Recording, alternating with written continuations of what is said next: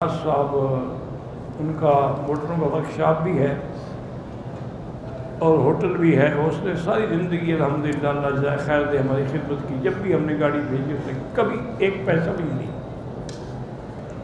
آج ان کی والدہ فوت ہو گئی ہیں. دعا کریں اللہ مغفرت فرمائے, اللہ ان کے درجات بلند فرمائے اور اللہ ان کے پسماندگان کو صبر جمیل عطا فرمائے. اسی طرح ایک اور دوست نے بھی خواہش کی ہے, تو بہرحال دعا کریں. جو لوگ فوت ہو گئے ہیں اللہ ان کے لیے مغفرت فرمائے اور ان کے قبروں کو نور سے بھر دے. اللہم اغفر لنا ولوالدینا ولوالد والدینا ولمشائخنا ولمشائخ مشائخنا ولاساتذتنا ولمن حق علینا ولمن اوصانا واستوصانا ولجمیع المسلمین والمسلمات والمؤمنین والمؤمنات الاحیاء منہم والاموات. جو بیمار ہیں اللہ ان کو شفا دے اور جو فوت ہو گئے اللہ ان کی قبروں کو باغ جنت بنائے.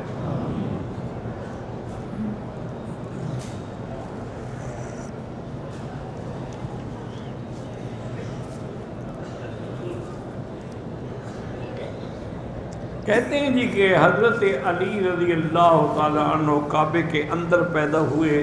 چلو ایک منٹ کے لیے, اگر اندر پیدا ہوئے ہوں تو پھر کیا ہے؟ حضور تو باہر پیدا ہوئے ہیں, پھر حضور سے افضل ہو جائیں گے اس لیے کہ کعبے کے اندر پیدا ہوئے. بس ایک لوگوں نے بنا رکھا ہے کہ جب مولود کعبہ اور مولود کعبہ, اور اسی طرح اور لوگوں کے بارے میں بھی یہ روایات ہیں کہ وہ کعبے میں پیدا ہوئے ہیں, صرف حضرت علی کے بارے میں نہیں ہے. لیکن صحیح بات یہ ہے, تحقیق یہ ہے کہ اللہ نے جیسے اس کو کعبہ فرمایا ہے, مسجد الحرام فرمایا ہے, حرم فرمایا ہے, سارا مکہ جو ہے اس پر بھی لفظ کعبہ کا اطلاق ہوتا.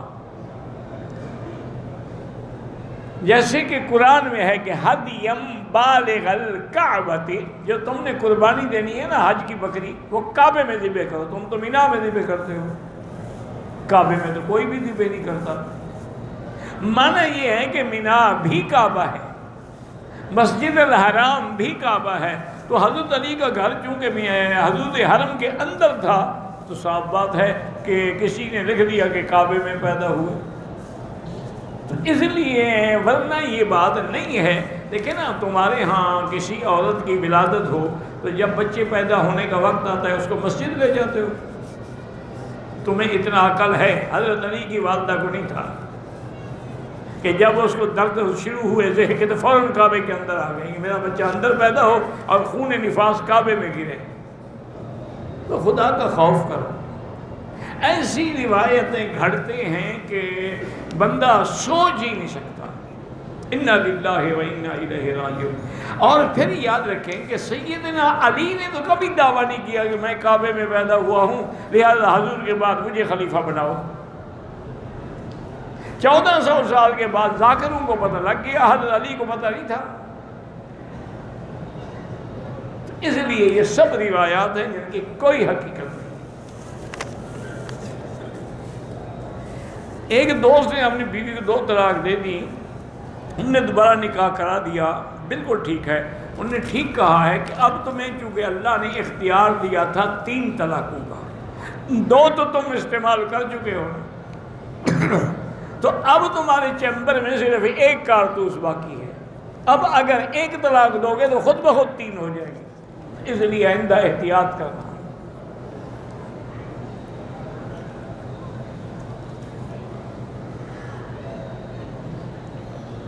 یہ لوگوں نے خدا جانے انا للہ و انا الیہ راجعون مذاق بنا رکھا. حالانکہ نکاح اور طلاق بڑی اہم چیز. نکاح جو ہے یہ تولد و تناسل کا اللہ نے ذریعہ بنایا ہے کہ آگے اولاد پیدا ہو, نسلیں چلیں, نسب چلے. اس لیے حکم ہے کہ جب تم نکاح کرنا چاہو تو اپنی اولاد کے لیے کوئی اچھا خاندان ڈھونڈو تاکہ آگے اولاد جو ہے وہ بھی اچھی ہو. اسی طرح طلاق کے بارے میں ہے کہ جب آدمی طلاق دیتا ہے تو اللہ کا عرش ہل جاتا ہے. کہ ایک عورت نے جس نے صرف 2 بول بول کے اپنا جان مال سب تیرے حوالے کر دی, اس کو تم طلاق دے رہے. اس لیے ہمیشہ احتیاط کریں اور بچنے کی کوشش کریں۔ مسئلہ مشکلات میں ہے، کیا کریں؟ ہم آپ سے محبت کرتے ہیں اور دعا احبکم اللہ، اللہ آپ سے محبت کرے۔ بہرحال آپ نے مدینہ پاک میں بھی مجھے یاد رکھا تو اللہ آپ کی جزائے خیر عطا فرمائے۔ کہتے ہیں جی ملک الموت کا تمام جانداروں کی موت کے لیے ان کی روح نکالنے کی ذمہ داری بھی ہے۔ جب ملیں گے تو میں پوچھ لوں گا، تمہیں ملیں تو تم پوچھ لینا۔ اللہ کے بندے ذکر انسانوں کا آیا ہے، کسی جانور کا تو نہیں آیا۔ یہ ضروری نہیں کہ ان کے روح نکالنے کے لیے بھی فرشتے آئیں، ان کے روح ایسے نکل جاتے، ختم ہو جاتے، ان کو تم ذبح کر دیتے ہو، تم ہی ملک الموت ہو ان کے لیے۔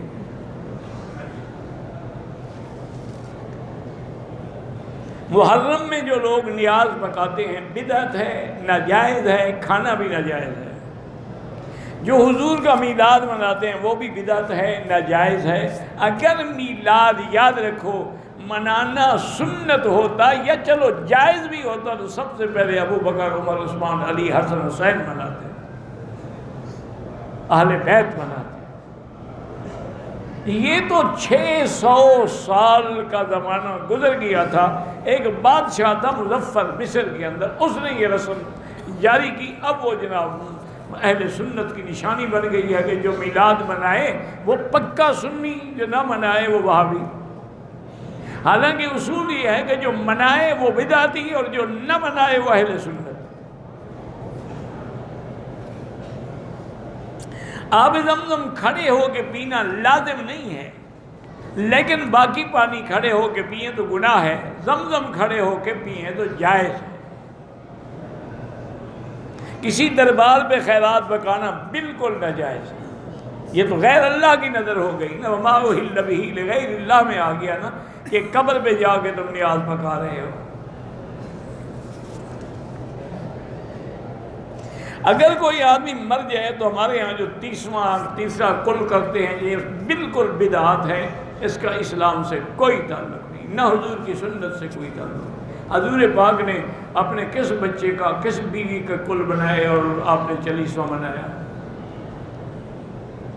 یعنی حضور نے ہر چیز سمجھا دی ہے، مسح کرنا بھی سکھا دیا ہے، انگلیوں میں خلال بھی بتلا دیا ہے، استنجا کرنا بھی سکھا دیا۔ صرف یہ مسئلے نہیں بتائے کہ کل کرنے ہیں اور جمراتیں کرنی ہیں اور 40ویں کرنے ہیں، یہ تمہارے مولویوں کے لیے چھوڑ، یہ مسئلے نہیں ہیں، یہ مولویوں کا اقتصادی مسئلہ ہے۔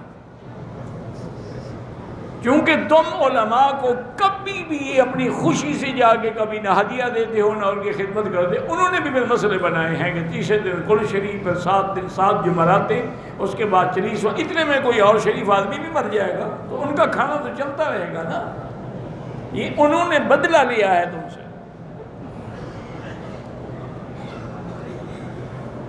بالکل حضور تمام انبیاء قبروں میں زندہ ہے، یہ کوئی بات ہے؟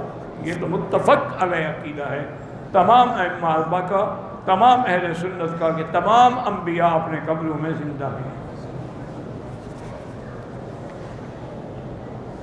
بالکل جو حضور پاک کی مواجہ شریف میں کھڑے ہو کے سلام پڑھتے ہیں وہ حضور سنتے ہیں، وہ صحیح حدیث ہے ابو داؤد شریف میں۔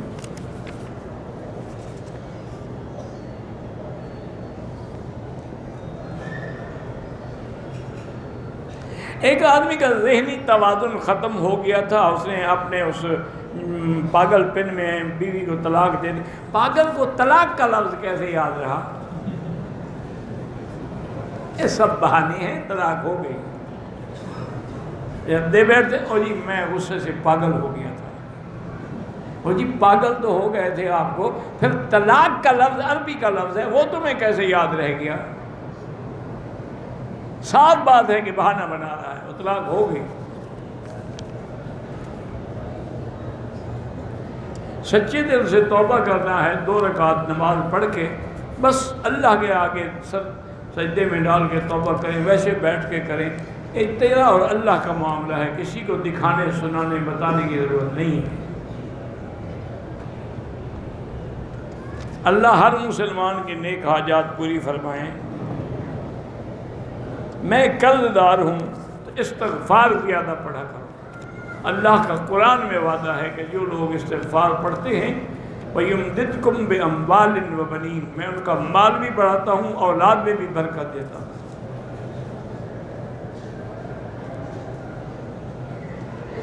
مرکز نظام دین کے بزرگ جو ہیں ان کے لیے بھی دعاؤں کی درخواست ہے، اللہ پاک سب دین کے خدمت کرنے والوں کی حفاظت فرمائیں اور اللہ ان کو شرور شیاطین الجن والانس سے محفوظ رکھے۔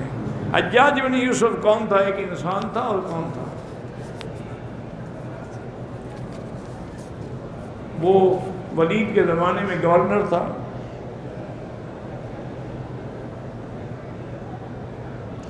اگر بیٹے نے والد کی مرضی کے بغیر نکاح کر دیا ٹھیک ہے، والد کی فرمان برداری نہیں کی، گناہگار ہے، لیکن نکاح تو ہو جائے گا، چونکہ بیٹے کے لیے ضروری نہیں ہے کہ ولی ہو، وہ تو خود آ کر بالے گا، نکاح اس کا ہو جائے گا، لیکن ایسی غلطی نہ کیا کرے۔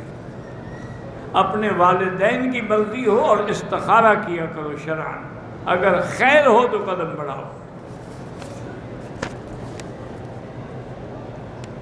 کہتے ہیں کہ والدین کی اجازت کے بغیر تبلیغ پہ جا سکتے ہیں؟ نہیں جا سکتے، جہاد پہ بھی نہیں جا سکتے۔ مسجد عائشہ سے عمرے کرنے سے طواف افضل ہے۔ عصر اور مغرب کے درمیان 2 رکعت نہ پڑھیں، مغرب کے بعد پڑھیں۔ احرام کی حالت میں رات کو اگر سفر تو اسی میں سو جائیں، سر پہ کپڑا نہ ڈالیں۔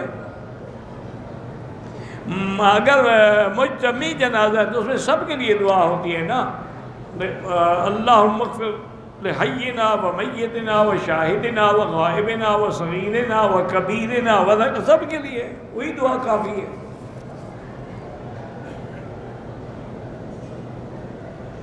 نسلوا ٹاؤن کراچی سے بھائی شاکر نے سلام کہا ہے، جزاک اللہ خیر وعلیہ السلام۔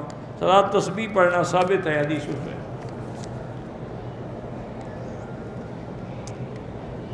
میرے گھر میں میری بیٹی بیوی سارے گھر والے بیماریوں میں مبتلا ہیں، تو آپ سارے گھر والے اکٹھے بیٹھ کر سورۃ البقرہ کی تلاوت کریں اور گھر میں آگے پانی کا بڑا تسلا رکھ لیں، اس کو دم بھی کرتے رہیں۔ جب ختم کر لیں وہ پانی سب کو پلائیں، سارے گھر میں ڈالیں، تاکہ اگر کوئی اثرات بد ہیں تو اللہ دور کر دیں۔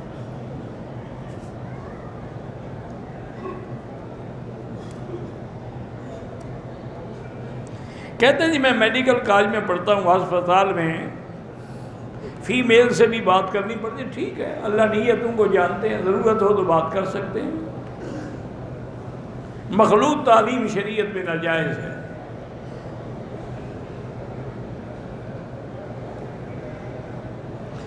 مسجد قباء میں فرض نماز تو فرض ہے نا، وہ تو اللہ کے بندے تم نے پڑھنی ہی پڑھنی ہے، اس کے بارے میں پوچھ۔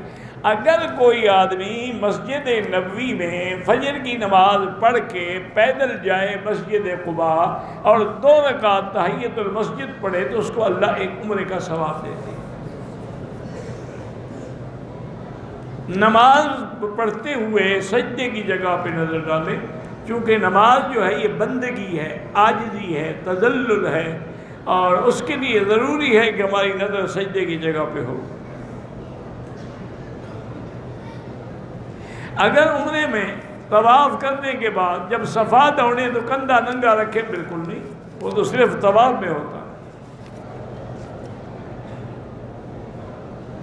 جو لوگ احرام کے اوپر بیلٹ باندھتے ہیں بالکل جائز ہے، کمر پر بیگ رکھتے ہیں جوتے والا وہ بھی جائز ہے۔ میں کندھا نکالنا بھول گیا، چند قدم چلنے کے بعد آیا تو دوبارہ طواف شروع کیا اور کندھا نکالا، ٹھیک ہے، کوئی بات نہیں۔ اللہ تبارک و تعالی ہر آدمی کو دین کی تبلیغ کی ہمت دے، طاقت دے، توفیق دے۔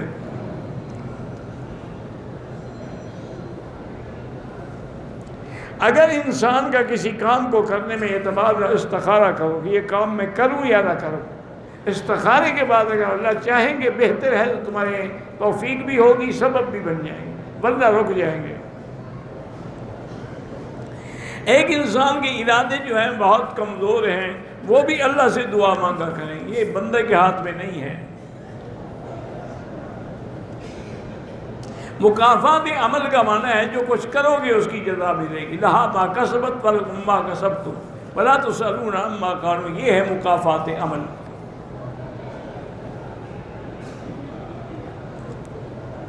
2 سال میں 2 بچے ضائع ہو گئے، اللہ تبارک و تعالیٰ آپ کو اولاد اور صحیح اور طول العمر نصیب فرمائے۔ بہرحال علماء نے یہی لکھا ہے کہ جب پہلے دن پہلا یعنی ہفتہ حمل کا شروع ہو جائے تو بسم اللہ الرحمن الرحیم 50 دفعہ پڑھ کے وہ عورت کو دم کر کے پانی پہ دیں، پیتی رہے تو انشاءاللہ اللہ کرے گا اولاد صحیح سلامت پیدا ہوگی۔ کعبے کی دیوار پہ انگلی سے کچھ نہیں لکھنا ہے۔ جب ہم حجر اسود پہ اشارہ کریں گے ٹھیک ہے، سینہ کعبے کی طرف ہوگا، وہ تو وقوف ہے نا، طواف تو نہیں ہے، وہاں تو آپ ٹھہر جائیں گے نا۔ اگر حجر اسود کو ہاتھ لگ جائے تو چومے، ورنہ نہیں۔ طواف کرتے ہوئے 7 چکروں میں ہی کندھا ننگا رکھیں۔ صلاۃ تسبیح جو ہے افضل یہ ہے کہ اکیلے پڑھی جائے۔ عورت کو حجر اسود کا بوسے لینے کی ضرورت نہیں، دور سے اشارہ کرے وہی ثواب ہے۔ کسی نے سلام کے لیے کہا ہے تو بالکل سلام عرض کریں۔ جنت البقیع کی مٹی لانے کو کہا ہے، جنت البقیع کی مٹی تو ڈلے جائے، ویسے مدینے کی ساری مٹی شفا ہے۔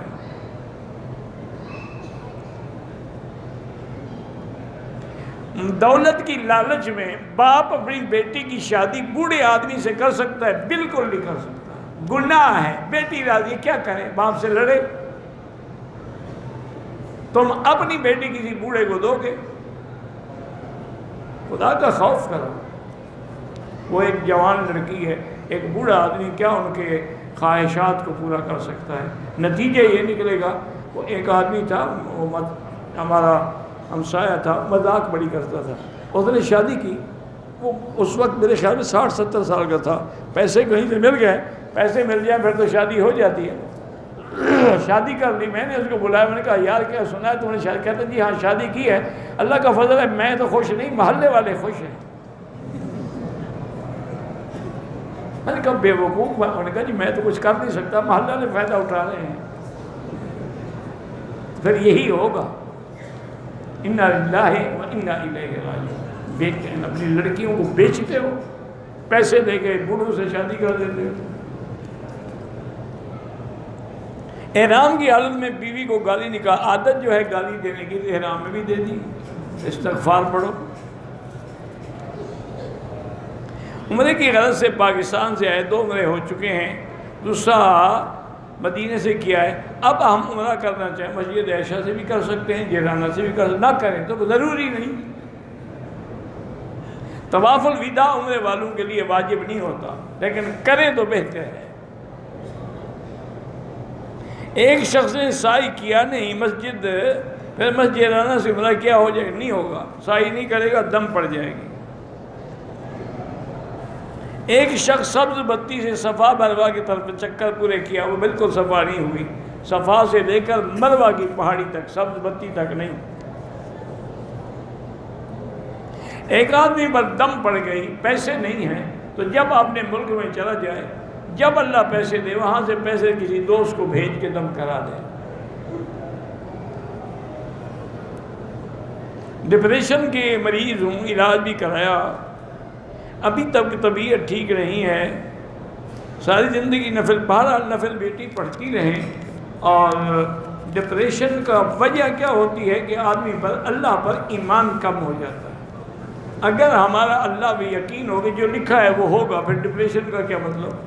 وَمَن يُؤْمِن بِاللَّهِ يَهْدِ قَلْبَهُ، جس کا اللہ پر ایمان ہوگا اللہ اس کے دل کو بھی ٹھیک کر دیں گے۔ یہ اسی لیے ہم متذبذب ہوتے ہیں، کبھی قبروں پہ، کبھی پیروں کے پاس، کبھی کعبے میں، کبھی عمرہ بھی کر لیا اور جا کے جناب قبروں پہ سجدہ بھی کر لیا، تو اس لیے پھر وہ نتیجہ نہ حاصل نہیں ہوتا۔ نمازی کے آگے نہ گزرا کریں، میرا بیٹا بول نہیں سکتا، اللہ اس کو شفا عطا فرمائے۔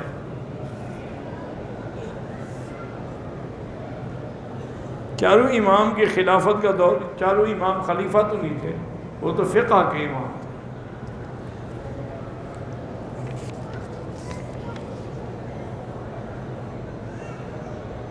کہتا ہے کہ میں نے ایسے بہت سارے لوگ دیکھے ہیں حج سے پہلے بھی شرک کرتے تھے، بعد میں بھی کرتے ہیں، اس کا معنی ہے کہ اللہ نے ان کا حج قبول ہی نہیں کیا۔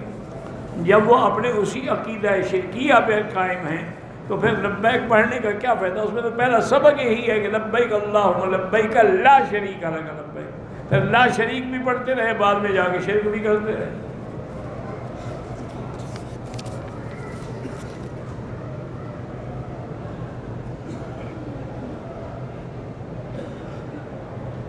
کہتے ہیں میں ہوٹل میں ڈرائیور ہوں، وہاں پر ہمیں کچرا پھینکنے کو دیتے ہیں، اس میں کچھ کارٹن نکل آتے ہیں جس کو ہم وہ کوئی بات، جب انہیں پھینکنے کے لیے دے دی ہیں تو ان کے نزدیک بیکار ہے نا۔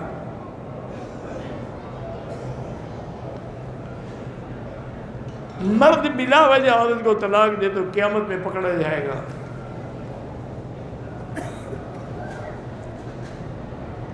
اگر ہمیں ہمارا جوتا نہ ملے لوگوں کے نہ اٹھائیں، یہ کوئی ضروری نہیں کہ حج پہلے کرو اور عمرہ بعد میں، جیسے اللہ نصیب کرے عمل کرو۔ دو بیٹے اور دو بیٹی، ایک بیٹا اور ایک بیٹی والدہ صاحبہ کی زندگی میں فوت ہو گئے، والدہ صاحبہ کے والدین اور خاوند بھی پہلے فوت ہو گئے ہیں، ایک بیٹا اور ایک بیٹی زندہ ہیں، والدہ صاحبہ کی وراثت تقسیم، یہ مقامی علماء سے میراث کا مسئلہ لکھوا کے اس پہ مطابق عمل کریں۔ لڑائی کے دوران ہمارے باپ کو مارا گیا، 5 بھائیوں میں سے کس نے مارا پتہ نہیں چلا، بہرحال آپ کسی کو نہیں مار سکتے، ان کا معاملہ حکومت کے سپرد کریں اور باقی اللہ کے سپرد کریں، اللہ بدلہ لیں گے۔ ایک لڑائی میں ایک شخص کے ہاتھ میں لاٹھی تھی، دوسرے کے ہاتھ میں کلاشنکوف تھا، تو کلاشنکوف والے نے ان کو گولی مار گیا، اس کو شہید کہہ سکتے ہیں اگر وہ بے گناہ ہے تو انشاءاللہ اللہ اس کو، ورنہ ہر آدمی شہید نہیں ہوتا، شہید وہ ہوتا ہے جو جہاد کرے اللہ کے راستے میں اور وہاں جہاد میں شہید ہو۔ یک طرفہ ہمارے ملک میں جو ڈگریاں خلو کی جاری ہوتی ہیں، شریعت میں اس کا کوئی اعتبار نہیں ہے۔ ہمارے باپ کو چاقو کے وار شہید کیا ہے، ہم نے اس کو 10 گولی مارا ہے، تو بالکل آپ بھی ظالم ہیں، وہ ظالم تھا آپ بھی ظالم ہیں۔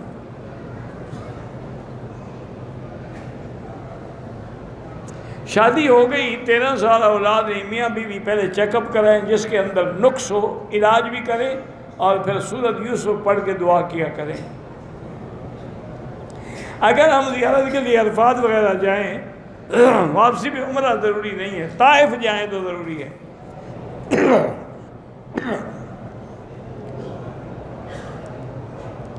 کچھ عورتوں نے میری بیوی سے کہا تمہاری نماز نہیں ہوتی، بہرحال حنفی مسلک کو پڑھتے رہو، یہاں ہر مسلک کے لوگ ہوتے ہیں، کسی کے باتوں میں آنے کی کوئی ضرورت نہیں، کیونکہ یہاں تو شافعی بھی ہیں، حنبلی بھی ہیں، مالکی بھی ہیں۔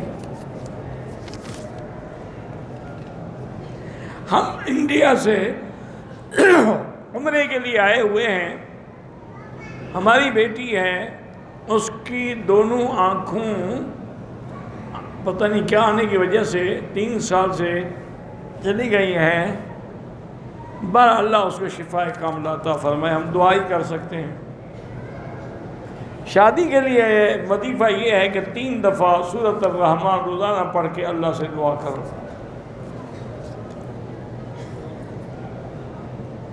میرے ایک بزرگ عمرے کے لیے آئے، پورا عرصہ احرام نہیں اتارا، واپسی پر احرام اتارا، ملک جاتے ہوئے تو غلطی ہے، جب آپ نے طواف کر لیا، صفا کر لیا، سر منڈا لیا، احرام ختم ہو گیا، ویسے چادریں باندھے رکھو تو باندھے رکھو، اور پھر یہ تو خام خواہ کا ریا ہے کہ لوگ سمجھیں بیچارہ ہر وقت عمرے کر رہا ہے، حالانکہ وہ تو کر ہی نہیں رہا۔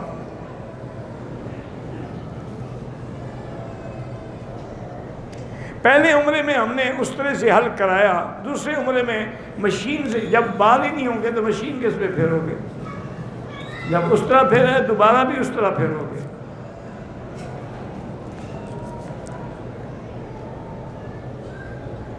ایک آدمی نے گھر والی کو 3 طلاق دے دی اور سلو نہیں ہو سکتی، اس کے لیے وہ ہمیشہ کے لیے حرام ہے، حتیٰ تنکح زوجا غیرہ، جب تک کسی اور سے شادی نہ کرے۔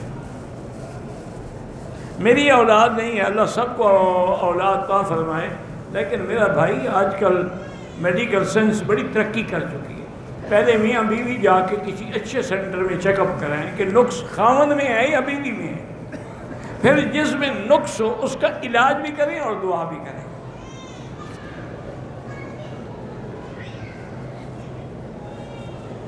کسی عورت نے نیت کر دی احرام کی، اب ایام ہے تو جب تک ایام ہے بیٹھی رہے، مدینہ بھی نہ جائے، عمرہ کر کے پھر جائے۔